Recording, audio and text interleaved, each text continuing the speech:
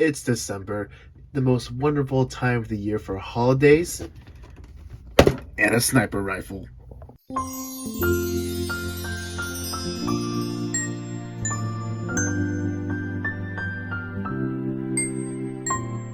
it going, guys? It is Plastic Disasta back with another review, and today we're going to take a look at the Master Grade GM Sniper 2 from the anime series Gundam War in the Pocket. I've already talked about War in the Pocket, that it is a side story to the original Gundam series and it takes place during Christmas, so I thought, why not? 2 years ago on December of 2022, I've already talked about another War in the Pocket kit, which is the HGUC Zaku 2 FZ, so check out that review, and I really want to get the RE100. What am I doing? I am getting off track here. Let's talk about this beloved Grunt mobile suit. Well, I mean, if you guys love it, I don't blame you. We can look at the box art. We see the GM Sniper 2 firing his sniper rifle. Look at this side of the box. Just shows off like this cool gimmick, like this little visor can move down, and a special hand part for the sniper. We have the front and rear shot of the kit, weapon layout, and more gimmicks. And over here we also have the open cockpit, seeing pilot figure, and some marking stickers.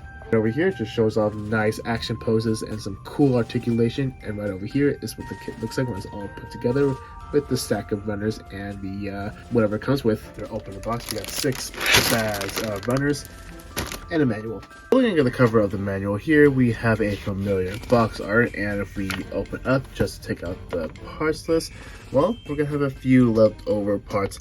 And by the way, I heard that this kit does have some interframe parts as the RX-78 2.0 kit. You'll see when I show off the runners.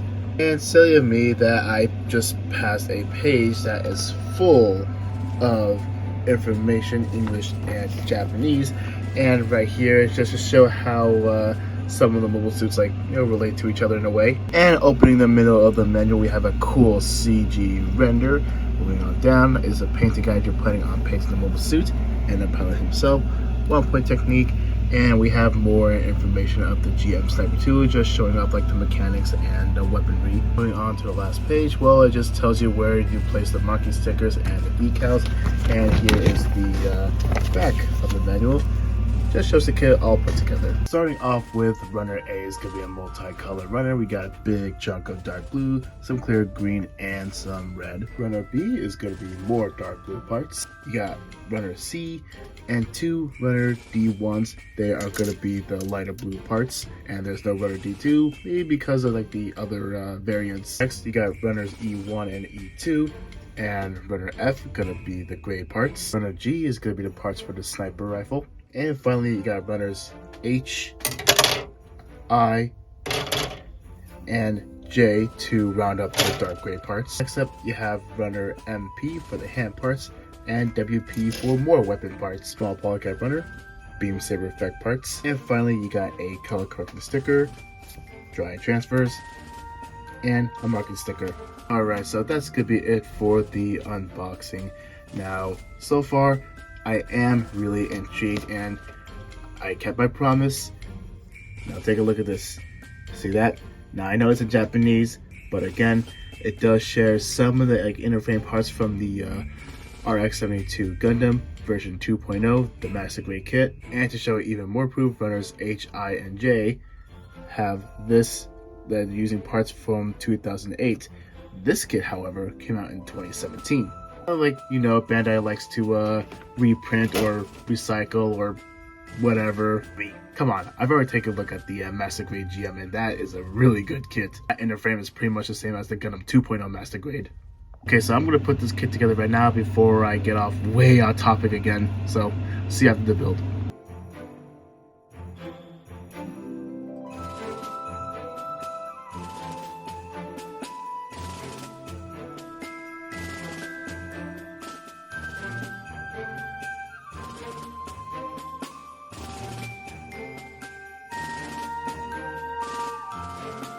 Here we have the GM Sniper 2 all put together, and putting this kit together, it is pretty easy. You can get it done in an afternoon. If you guys want to get into Master Grade Gundam model kits, I'd say this is a pretty good start. And if you're one of those modelers who just want to put like minimal effort on their kits, this is another one for you, because all you just need is just paint some of the areas like dark gray. I mean, all you gotta do is just look at the manual or like the box to see what areas that needs to be painted, and panelize it, throw in your decals, top coat it, just to, you know, enhance the model kit. And take it a step further, put a little bit of weathering. So moving on to sticker placements, I mean, you don't really need it. So with this silver sticker right here, that goes behind this clear piece, and this sticker right here, I know I'm spoiling the gimmick by putting the visor down, that goes right over here, but again, you have a clear green piece, so I just went with that. And this green circle right here, that goes behind this big clear green piece. Like there's like an inner frame piece with like a circle on it. Number 4, let's go onto the front of the scope. Or you got number 5, that is going to go onto the back of the scope. Finally, this green rectangle, that is going to go onto the bullpup machine gun. Okay, so not only you need some dark gray paints, but if you so choose, you should grab some light green paint if you want to paint like the scope and the camera. So that's going to be it for the out-of-box presentations. I didn't mention the seam lines because, well, you know, since it's like kind of a modern master grade kit, you're barely going to get any seam lines. Well, if you want to count, you do get some like on the ankles right there, but it could go as a pan line detail. And as for the out-of-box presentation, it's pretty solid with the color separation.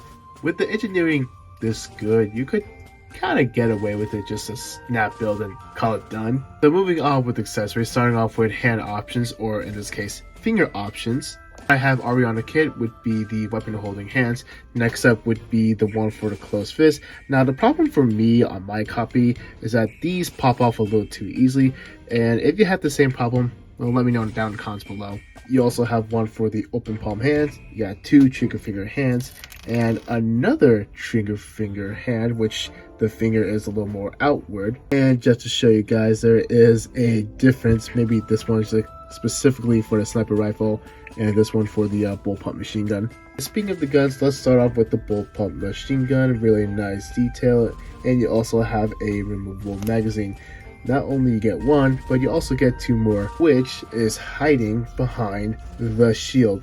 And once again, it can be removed. Since we're on the shield, you also have the handle, which can swing forwards and backwards, and the attachment, it can rotate, and this can move up and down. And you also have this really cool gimmick that if you can pull this out, you can have the shield standing, where you have the GM Sniper 2 sniping people down and protecting itself at the same time. Speaking of the sniper, here it is. You'll also have this cool little standing thing. You just gotta do is pull this down, and this can move backwards and forwards. And lastly, you get an action-based adapter and the beam saber effect parts. And you might be asking, well, where are the beam saber handles?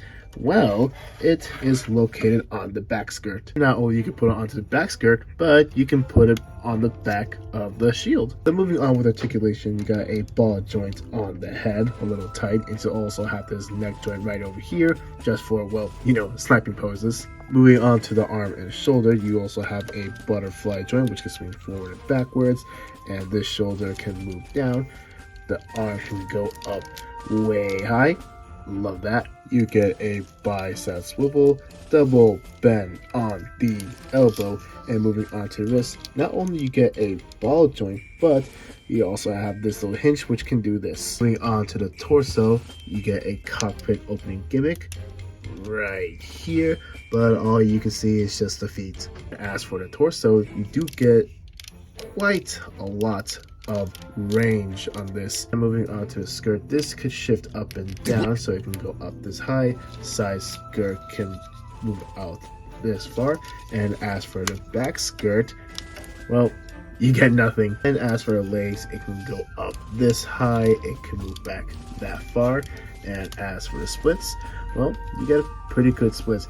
And one little complaint about this, that even though the kit did come out in 2017, you don't get like any like special like hip movements, which it can shift the leg down and up, but it's okay, I'm not mad. You do get a thigh swivel, double bend at the knee, and you do have thrusters on the legs which can move slightly up and down. So moving on to the ankle, it can shift up and down just a little bit.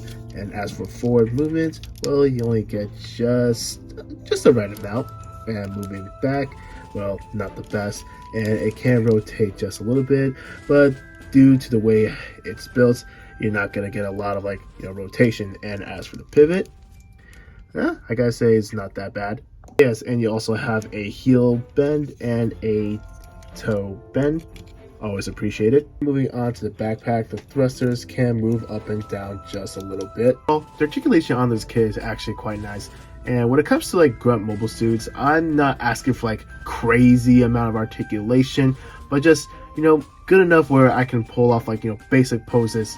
That's fine for me. Moving on to size comparisons, here it is right next to the Master Grade Barbatos. Now, here's what's funny. I looked up the Gundam wiki on both these mobile suits.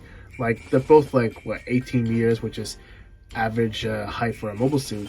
But I don't know why the GM Sniper 2 is shorter than the Barbatos. Maybe it's because for engineering reasons, or I don't know. Maybe you guys can come with something. And just for the heck of it, here it is right next to another 1U War mobile suit, the Dom. Okay, I think I'm being a little unfair to the GM Sniper 2. Finally, here it is right next to Lego Batman and Target Optimus Prime. I feel like there's someone missing in the family, but I just can't put my finger on it. Anyways, let's move on to my final thoughts. So, moving on to my final thoughts. Overall, really good kit. I'd say get this kit if you're a fan of Federation mobile suits, or if you want to, again, get into Master Grade kits, or if you built so many crazy Master Grades and you want to do something simple, this is right up your alley. Throughout the review, I did forget to mention that you do have shifting shoulders which can move up and down, and this right here can actually move side to side. I'm just saying it just to make editing Plastic Disaster's life easier. Yes, I am aware that there is a GM Sniper Custom and a GM command type, which is kind of similar to this kit. Funny is that the Sniper Custom is more expensive, while the Command is cheaper, while you have the GM Sniper 2 as the middleman. Then again, the GM Sniper 2 is a couple bucks more. At the same time, it's not going to hurt your wallet or anything. But who knows, maybe I'll get my hands on the other two, or maybe not. So that's going to be it for review. Thank you guys so much for watching. If you want to see more content like this, and you don't want to miss out, be sure to subscribe. Questions, concerns, comment down below. I'll see you guys in the next video. Hey Bandai, hear me out. The GM Custom from Stardust Memory, make it a 2.0 by having the same inner frame as the GM Sniper 2. Huh? I'm sure me and 5 other people would like that.